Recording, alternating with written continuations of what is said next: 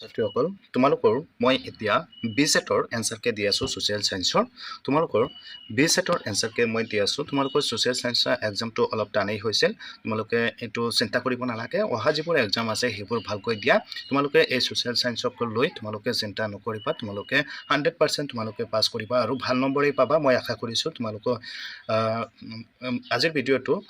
start কৰাৰ আগতে মোৰ ষ্টাডি উইথ দ্য জেম চেনেলটো সাবস্ক্ৰাইব কৰি দিবা কাৰণ অহা যিবোৰ এক্সাম আছে তোমালোকৰ মই তাড়াতাড়ি তোমালোকক এমসিকিউ বিলাক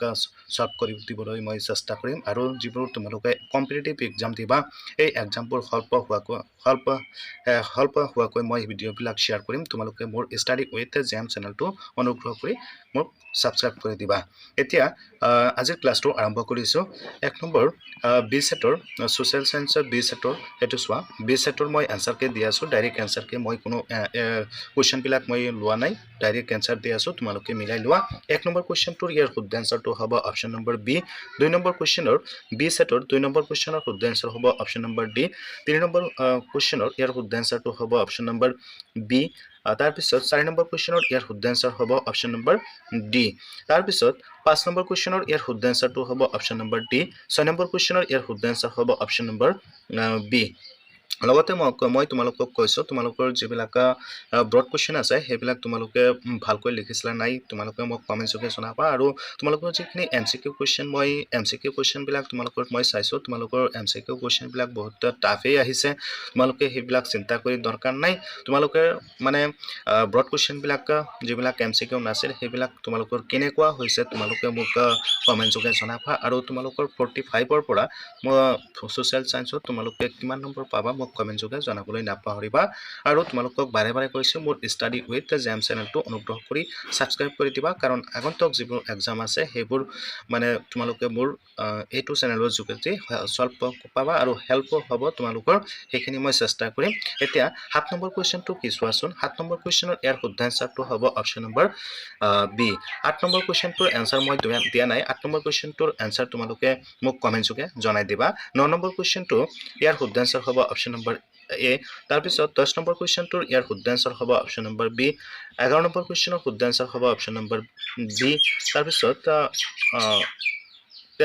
12 নম্বৰ কোৱেশ্চনৰ শুদ্ধ আনসাৰ হ'ব অপচন নম্বৰ ডি 13 নম্বৰ কোৱেশ্চনৰ শুদ্ধ আনসাৰ হ'ব অপচন নম্বৰ সি 14 নম্বৰ কোৱেশ্চনৰ ইয়াৰ শুদ্ধ আনসাৰটো হ'ব অপচন নম্বৰ ডি 15 নম্বৰ কোৱেশ্চনৰ শুদ্ধ আনসাৰ হ'ব অপচন নম্বৰ এ তাৰ পিছত তো চোৱা নেক্সট চোৱা 16 নম্বৰ কোৱেশ্চন 16 নম্বৰ কোৱেশ্চনৰ শুদ্ধ আনসাৰটো হ'ব অপচন নম্বৰ সি তোমালোকে আগত সেটটো মিলাই লবা মই ইয়াতে সেট নম্বৰ বি টো দিছো তোমালোকে কোৱেশ্চন বিলাক মিলাই লবা এটো মই কোৱেশ্চন আপলোড কৰা নাই ডাইৰেক্ট আনসাৰ বিলাক লিখি আপলোড কৰি দিছো তোমালোকে 17 নম্বৰ কোৱেশ্চনৰ বি সেটৰ 17 নম্বৰ কোৱেশ্চনৰ শুদ্ধ আনসাৰটো হ'ব অপচন নম্বৰ বি 18 নম্বৰ কোৱেশ্চনৰ শুদ্ধ আনসাৰ হ'ব অপচন নম্বৰ এ 19 নম্বৰ কোৱেশ্চনৰ শুদ্ধ আনসাৰ হ'ব অপচন নম্বৰ বি 20 নম্বৰ কোৱেশ্চনৰ শুদ্ধ আনসাৰ হ'ব অপচন নম্বৰ বি 21 নম্বৰ কোৱেশ্চনৰ শুদ্ধ আনসাৰ হ'ব অপচন নম্বৰ ডি